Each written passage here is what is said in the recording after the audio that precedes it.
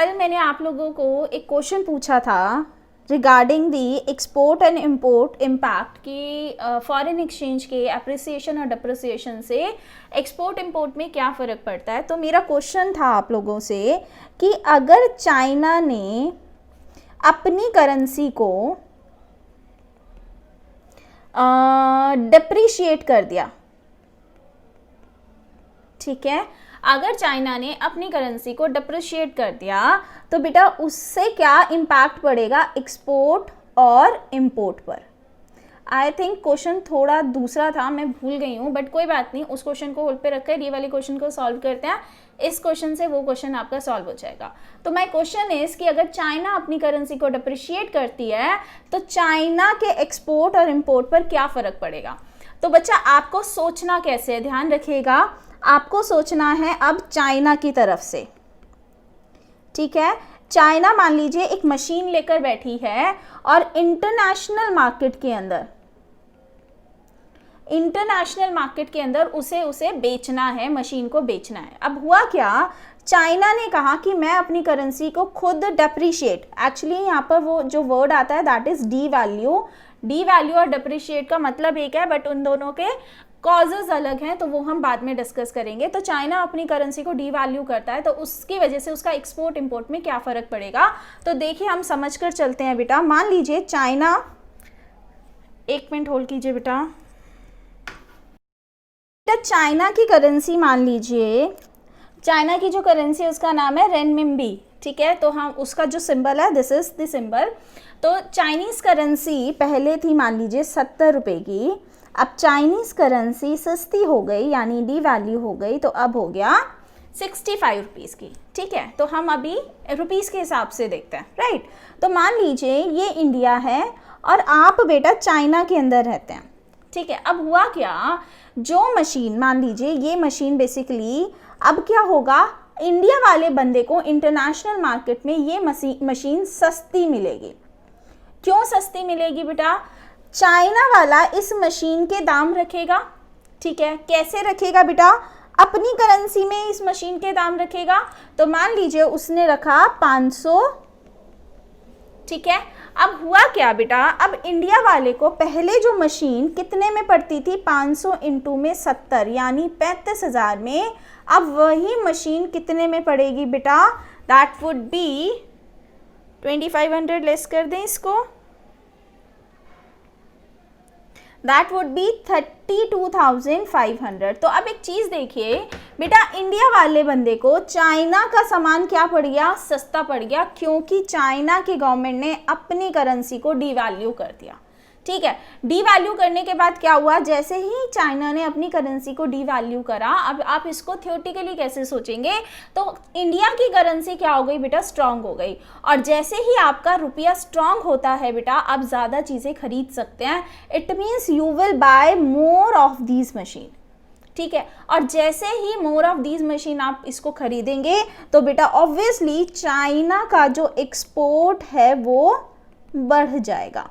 तो इसीलिए बेटा चाइना ने खुद मेरे क्वेश्चन के अंदर खुद अपनी करेंसी को क्या करा, मैनेज्ड फ्लोटिंग के अंडर उसको डी वैल्यू कर दिया। तो इट मीन्स अगर कोई कंट्री अपने यहाँ की करेंसी को डी वैल्यू करती है तो वो क्या करना चाहती है बेटा, अपने एक्सपोर्ट्स को बढ़ाना चाहती है, ठीक है जी। समझ आया तो बताइए, फिर हम नेक्स्ट एग्जाम्पल।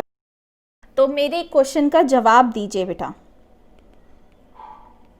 ध्यान से देखिएगा। इंडिया हैज़ डीवैल्यूड INR, ठीक है, टू इंक्रीज, क्या आंसर आएगा बेटा, टू इंक्रीज, आंसर बताइए। इंडिया ने अपनी करेंसी को डीवैल्यू कर दिया, to increase exports, very good,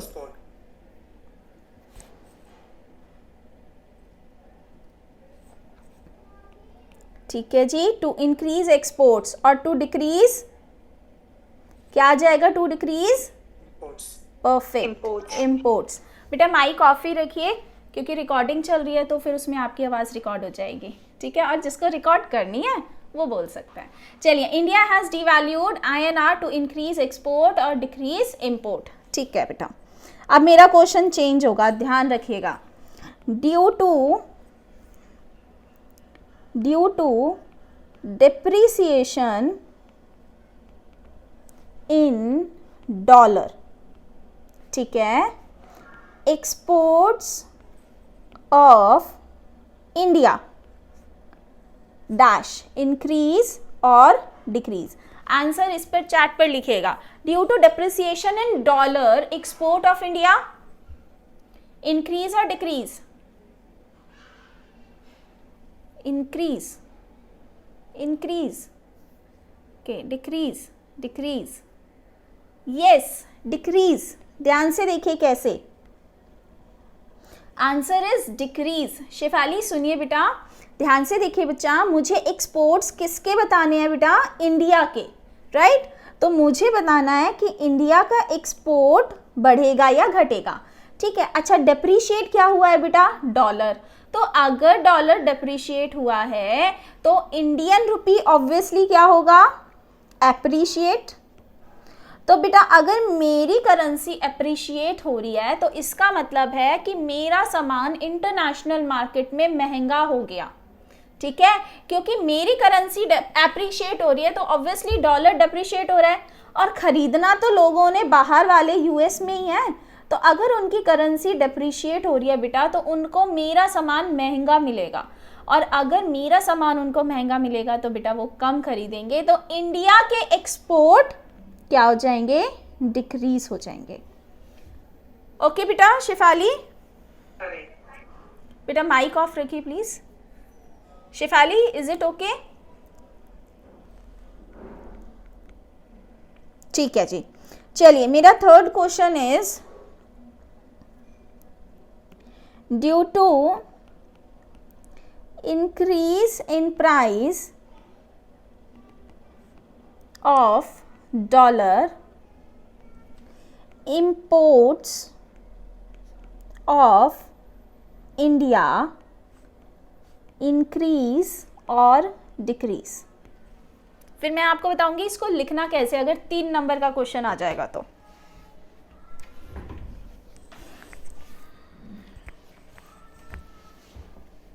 okay, Ananya increase, very good Ananya. पता नहीं मेरे को आंसर सही है या नहीं है, but you give answer very soon. Okay, Aksha decrease.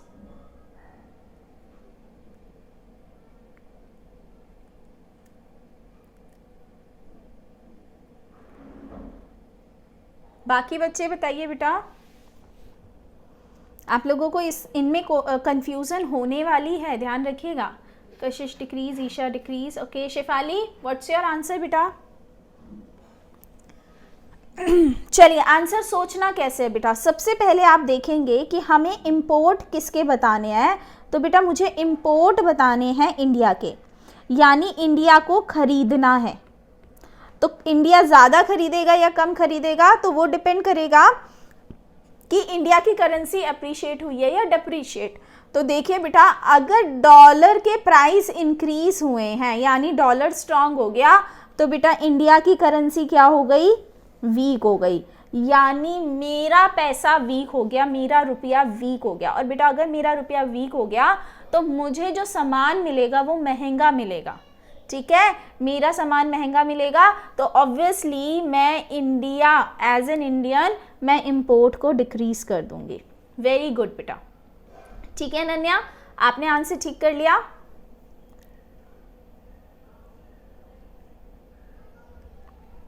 Perfect, done.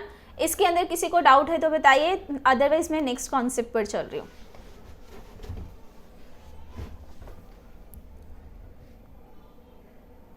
किसी को नहीं है? चलिए जी, आगे नेक्स्ट कॉन्सेप्ट आता है बेटा, ये तो आपने पढ़ा कि एप्रिसिएशन और डेप्रिसिएशन से एक्सपोर्ट और इंपोर्ट पर क्या इम्पैक्ट पड़ता है, ठीक है। अब 1 मिनट और रुकिए।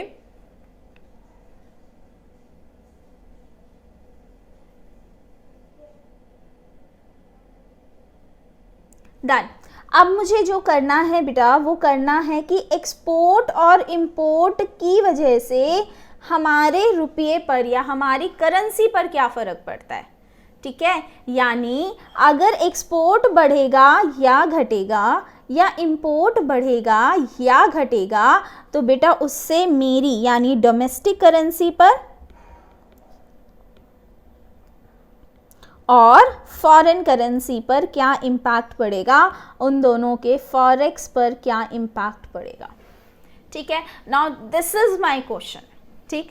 तो चलिए एक बात बताइए बेटा, अगर मैं बात करती हूँ कि इंडिया का $1 वॉज ऑफ 70 रुपीज़, ठीक है, ये हमारी सिचुएशन थी और इंडिया के अंदर, हम इंडिया के अंदर हैं, ठीक है, तो हम इसको अपनी साइड ले आते हैं, ठीक है। तो हम इंडिया के अंदर हैं और हमारा जो रुपी था, हमारा जो मतलब बेसिकली हमारी जो करेंसी थी उसका एक्सचेंज रेट चल रहा था 70 रुपये, यानी $1 70 रुपये का था।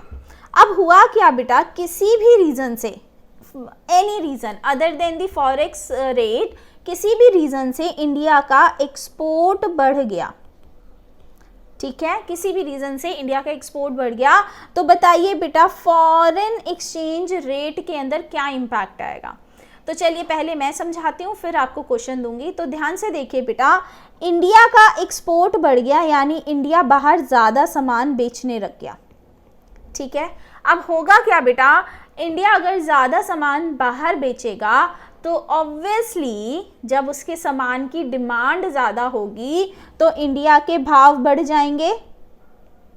हाँ जी, जब किसी की डिमांड ज़्यादा होती है तो उसके भाव बढ़ जाते हैं, तो इट मीन्स इंडिया की करेंसी क्या हो जाएगी बेटा, एप्रिशिएट हो जाएगी। एप्रिशिएट होने का मतलब the dollar will be less than 70, the dollar will be less than 70 rupees, it can be 65 60 जैसा भी है। तो जैसे इंडिया के एक्सपोर्ट बढ़ेंगे the demand of the rupee will increase and it will decrease the forex. Decrease forex क्यों बोला बेटा, क्योंकि मान लीजिए आपका फॉरेक्स रेट हो गया 65, ठीक है, तो इसमें क्या करना था, मुझे इंडियन रुपी को अप्रिशिएट करना था, तो यही तो सिचुएशन अप्रिशिएशन की है। तो यहाँ पर फॉरेक्स क्या हो जाएगा बेटा, फॉरेक्स डिक्रीज हो जाएगा। इसको आपको बाद में सोचना है, पहले एप्रिसिएशन या डिप्रिसिएशन सोचना है, ठीक है। सेकंड सिचुएशन बेटा, इसी की सेकंड सिचुएशन, अगेन हम इंडिया में हैं, ठीक है, $1 था 70 रुपये का। अब हुआ क्या बेटा, इंडिया ने इंपोर्ट करना ज़्यादा स्टार्ट कर दिया, यानी वो बाहर यूएसए से ज़्यादा सामान मंगाने लग गया। तो बेटा जब यूएसए से सामान आ रहा है तो जो डिमांड है वो किसकी हो रही है बेटा, यूएस के प्रोडक्ट्स की हो रही है। तो बेटा प्राइस भी किसका बढ़ेगा, डॉलर का बढ़ेगा, ठीक है। जब डिमांड हमारे यूएस की प्रोडक्ट की ज़्यादा है तो प्राइस भी डॉलर का बढ़ेगा, तो बेटा हमारा डॉलर एप्रिशिएट होगा, ठीक है, हमारा डॉलर एप्रिशिएट होगा। तो मान लीजिए डॉलर हो जाएगा 70 से 75 का, यानी फॉरेक्स क्या हो गया बेटा, फॉरेक्स रेट बढ़ गया, ठीक है। जल्दी बताइए, समझ आया। Due to increase in imports in USA, ठीक है, what would be the impact on dollar rate। USA का इंपोर्ट बढ़ रहा है तो उसकी वजह से डॉलर पर क्या इम्पैक्ट पड़ने वाला है, बताइए। डॉलर एप्रिशिएट होगा या डिप्रिशिएट,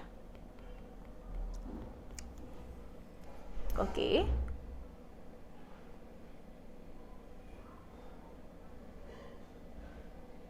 अक्षय दोबारा सोचिए बेटा, सही बोल रहे हैं आप।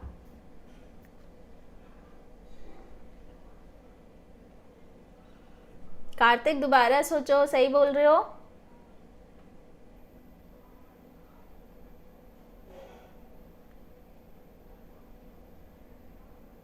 जल्दी जल्दी आंसर दीजिए।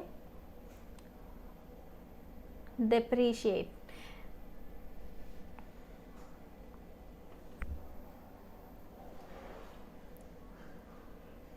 ओके, चलिए जी आंसर बताती हूँ कैसे करा आपने। बेटा आपने अगेन यूएसए का इंपोर्ट बढ़ाना है, ठीक है, यानी यूएसए मान लीजिए इंडिया से ज़्यादा सामान खरीद रहा है। तो एक बात बताइए बेटा, जब ज़्यादा सामान खरीद रहा है तो डिमांड किसके गुड्स की हुई, यूएसए के गुड्स की हुई या इंडिया के गुड्स की हुई? तो ऑब्वियसली बेटा इंडिया के गुड्स की डिमांड ज़्यादा हुई। तो बेटा एप्रिसिएशन भी किसकी होगी, इंडिया के रुपी की, ठीक है, एप्रिसिएशन हमने इंडिया के रुपी की कर दी। तो ऑब्वियसली बेटा यूएसए का डॉलर क्या हो गया, डेप्रीशिएट। आपको हमेशा किसके पॉइंट ऑफ व्यू से सोचना है बेटा, जो सेल कर रहा है, क्योंकि जैसे ही यूएसए इंपोर्ट करना चालू करेगा तो इंडिया के गुड्स, अब इंडिया मैंने ले लिया, आप कोई और कंट्री ले सकते हैं, तो इंडिया के गुड्स ज़्यादा बिकने चालू हो जाएंगे। इसको हम फॉरेन कंट्री भी बोल सकते हैं। फॉरेन कंट्री इंडिया के गुड्स ज़्यादा बिकने चालू हुए तो उसकी ही करेंसी क्या होगी बेटा, एप्रिशिएट होगी, ठीक है, और उसकी करेंसी अप्रिशिएट हुई तो डॉलर क्या हो गया बेटा, डेप्रीशिएट। हाँ जी, आंसर ठीक करना चाहेंगे। Due to increase in exports of India, what would be the impact on dollar prices? India के अंदर एक्सपोर्ट्स बढ़ रहे हैं बेटा, ठीक है, इंडिया के एक्सपोर्ट्स बढ़ रहे हैं तो डॉलर पर क्या इम्पैक्ट पड़ेगा, डॉलर के प्राइस पर। Very good Ananya. Okay Kartik, भी अप्रिशिएट होगा तो ऑब्वियसली डॉलर क्या हो जाएगा, डेप्रीशिएट। हाँ जी अनन्या एंड अक्षा, अक्षा बताइए बेटा। My next concept is depreciation and devaluation के अंदर डिफरेंस क्या है, राइट? डेप्रिसिएशन एंड डिवैल्यूएशन के अंदर डिफरेंस क्या है? तो बेटा जो वैल्यू फॉल हो रही है, बेटा यहाँ पर इन दोनों केस के अंदर करेंसी की वैल्यू क्या हो रही है बेटा, फॉल हो रही है दोनों केस, यानी करेंसी दोनों केस के अंदर डेप्रिशिएट हो रही है, उसकी वैल्यू फॉल हो रही है। लेकिन बेटा फॉल होने का रीज़न दोनों केस के अंदर अलग है। पहले केस के अंदर डेप्रिसिएशन का फॉल है, वो सॉरी रीज़न है बेटा अपने आप। अपने आप का मतलब क्या हुआ, मार्केट की वजह से, तो यानी demand and supply of currency की वजह से अगर हमारी करेंसी या दूसरी करेंसी फॉल हो रही है, उसकी वैल्यू फॉल हो रही है, तो दैट इज कॉल्ड डेप्रिसिएशन। लेकिन बेटा अगर गवर्नमेंट के डिसीजन की वजह से हम अपनी करेंसी को खुद कम कर रहे हैं, उसकी वैल्यू को खुद कम कर रहे हैं, तो that is known as devaluation, ठीक है। तो बेटा डेप्रिसिएशन होता है मार्केट फोर्सेस की वजह से और डिवैल्यूएशन होता है बेटा गवर्नमेंट डिसीजन की वजह से।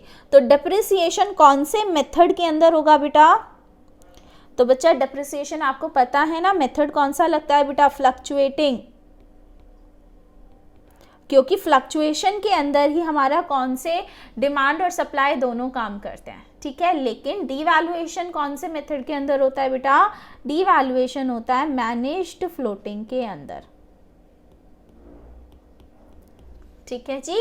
मैनेज्ड फ्लोटिंग के अंदर हमारा डिवैल्यूएशन होता है, क्योंकि मैनेज्ड फ्लोटिंग के अंदर ही हमारी गवर्नमेंट डिसीजन लेती है कि हमें अपनी करेंसी को कम करना है या नहीं करना, ठीक है। तो this is the basic difference between devaluation and depreciation. Concept is causes of increase in supply of foreign currency, ठीक है, या इसको ही कॉपी कर लेते हैं।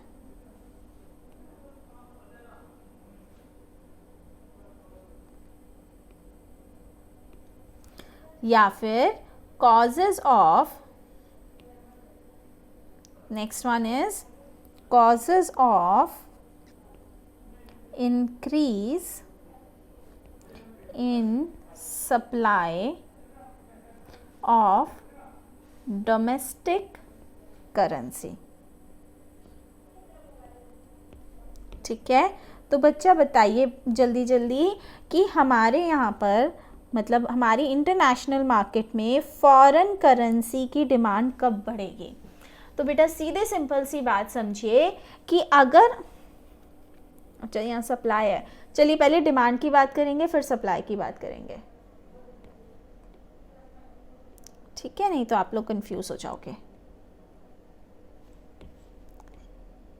ठीक है बेटा, तो अब आप एक बात बताइए बच्चा, अगर मैं इंडिया के अंदर रहती हूँ तो मैं फॉरेन करेंसी को डिमांड कब करूँगी। मान लीजिए मैं डॉलर को कब खरीदूँगी, तो बच्चा सीधी सिंपल सी बात, मैं डॉलर खरीदूँगी जब मुझे यूएसए का कोई सामान परचेज करना पड़ेगा। ठीक है, यानी जब यूएसए फॉरेन कंट्री का कोई भी प्रोडक्ट कोई भी सर्विसेज मैं यूज़ करूँगी तो मुझे बेसिकली क्या करना पड़ेगा, डॉलर खरीदना पड़ेगा। तो डिमांड ऑफ फॉरेन करेंसी कब आती है बेटा, जब मैं अपना पैसा कहाँ भेज रही हूँ, अपना पैसा कहाँ, फॉरेन कंट्री के अंदर भेज रही हूँ। कैसे कैसे भेजती हूँ बेटा मैं अपना पैसा फॉरेन कंट्री में, कैसे, थ्रू दी इम्पोर्ट्स। जब मैं सामान खरीदूंगी तो ही तो मैं पैसा दूंगी उनको, तो इंडिया से पैसा जब मूव हो रहा है बेटा कहाँ, यूएस से, तो बेटा डिमांड ऑफ फॉरेन करेंसी बढ़ेगी। तो इंपोर्ट पे बढ़ती है। दूसरा, जब मैं वहाँ पर घूमने जाऊंगी और सामान खरीदूंगी, जब मैं वहाँ पर बैठे हुए किसी बंदे को गिफ्ट्स भेजूंगी, ठीक है, जब मैं वहाँ मेडिकल के लिए जाऊंगी, कोई मेडिकल फैसिलिटी लेने के लिए जाऊंगी, जब मैं वहाँ एजुकेशन के लिए जाऊंगी, तो बेटा इस सारे केसेस के अंदर या कोई फॉरेनर बंदा मेरे यहाँ पर काम कर रहा होगा, यानी कोई फॉरेन एम्प्लॉयमेंट, बेसिकली मैं किसी फॉरेनर को एज एन एम्प्लॉय अपने यहाँ पर रखूँगी। तो बेटा इन सारे केसेस के अंदर मेरा पैसा कहाँ जाएगा बेटा, मेरा पैसा जाएगा यूएसए के अंदर। और बेटा जब यूएसए के अंदर जाएगा तो रुपया तो चल नहीं सकता, तो ऑब्वियसली मुझे डॉलर खरीद कर ही वहाँ पर भेजने पड़ेंगे या वहाँ खर्च करने पड़ेंगे। तो इन सारे केसेस के अंदर बेटा हमारी डॉलर की डिमांड बढ़ जाएगी। ठीक है जी। अच्छा, साथ साथ बच्चा अगर मैं कहती हूँ कि इंडियन रुपी की डिमांड कब बढ़ेगी, ये यूएसए है, ये इंडियन डॉलर वो इंडियन रुपी है, तो बच्चा मैं कह रही हूँ कि इंडियन करेंसी की, डोमेस्टिक करेंसी की डिमांड कब बढ़ेगी, जब बेटा पैसा कहाँ से आएगा, यूएसए से इंडिया आएगा। तो इट मीन्स अगर मैं यहाँ से एक्सपोर्ट करूँगी तो ऑब्वियसली यूएसए वाला मुझे पैसा देगा। अगर कोई यूएसए से टूरिस्ट मेरे यहाँ आता है तो पैसा देगा बेटा। अगर कोई वहाँ से मुझे गिफ्ट भेज रहा है तो पैसा देगा। अगर कोई मेडिकल के लिए यहाँ पर आ रहा है तो मुझे पैसा देगा। अगर कोई एजुकेशन के लिए यहाँ पर आ रहा है तो मुझे पैसा देगा। और अगर बेटा मैं वहाँ बाहर जाकर जॉब करती हूँ तो भी मेरे पास पैसा आएगा। तो इन सारे केसेस के अंदर बेटा क्या होगा, इंडियन रुपी की डिमांड बढ़ जाएगी, क्योंकि ये सारा का सारा जो भी होगा बेटा वो बेसिकली डॉलर उनके पास है। अब वो इंडिया में अगर खर्च करना चाहेंगे तो पहले उनको क्या खरीदना पड़ेगा बेटा, उनको रुपी खरीदना पड़ेगा। और इसी रुपी खरीदने की वजह से बेटा मेरे रुपए की डिमांड बढ़ जाएगी। बताइए समझ आया? फिर मैं आपको एग्जांपल्स पढ़ाती हूँ इसके। चलिए बच्चा तो कर लेते हैं। सबसे पहला डिमांड ऑफ फॉरेन एक्सचेंज, यानी फॉरेन करेंसी बेसिकली यहाँ पर है। फॉरेन करेंसी की डिमांड, डॉलर की डिमांड कब बढ़ेगी, तो जब मैं वहाँ क्या सामान खरीदूँगा, जब मैं वहाँ घूमने जाऊँगा, जब मैं वहाँ यूनिलेटरल ट्रांसफ़र का मतलब गिफ्ट वगैरह बाहर भेजूँगा। तो ऑब्वियसली अगर मैं किसी को बाहर गिफ्ट भेजता हूँ तो वो डॉलर्स में ही एक्सेप्ट करेंगे, तो पहले मुझे डॉलर खरीदना पड़ेगा फिर भेजना पड़ेगा, तो यहाँ पर डॉलर की डिमांड बढ़ेगी। Purchase of asset in foreign country, तो इट मीन्स मान लीजिए अगर मैंने यूएसए के अंदर कोई ज़मीन खरीदनी है तो ऑब्वियसली पहले डॉलर खरीदूंगी तब ज़मीन खरीदूंगी, तो डिमांड बढ़ेगी। स्पेक्यूलेशन, तो बेटा मान लीजिए मेरे को वहाँ के स्टॉक मार्केट के अंदर स्पेक्यूलेशन करना है। अब बेटा वहाँ की जो स्टॉक एक्सचेंज मार्केट है वो मुझे रुपये के अंदर तो डील नहीं करने देगी, मैं पहले उसके लिए क्या खरीदूंगी, डॉलर खरीदूंगी और उसके बाद ट्रांजैक्शन करूंगी। नेक्स्ट आता है टू इन्वेस्ट इन शेयर, तो ये इन्वेस्टमेंट की बात कर रहा है और ये स्पेक्यूलेशन। आपको दोनों में फ़र्क पड़ता है। Speculation is playing with the prices only, हमें खरीदना बेचना नहीं होता, लेकिन बेटा शेयर खरीदने का मतलब आप उसे खरीद कर अपने पास रखोगे और जब वो कम ज़्यादा होंगे तब आप उनको सेल करने की सोच सकते हो, ठीक है। तो यहाँ पर आप डिलीवरी लेते हो बेसिकली जो आपके शेयर्स होते हैं, बट स्पेक्यूलेशन के अंदर सिर्फ और सिर्फ आप एक अमाउंट बता देते हो, तो लॉस और जो गेन होता है उसकी फाइनल सेटलमेंट होती है। तो बट अल्टीमेटली हम कर तो उसे यूएसए में रहे हैं और यूएसए में काम करने के लिए डॉलर चाहिए, तो इनके अलावा भी बहुत सी चीज़ें होती हैं, जैसे मैंने आपको बताया मेडिकल के लिए जा रहे हैं, एजुकेशन के लिए जा रहे हैं, जॉब के लिए हैं, तो वो सारी की सारी बेसिकली यहाँ पर आइटम आ जाएंगे, ठीक है। नेक्स्ट आता है बच्चा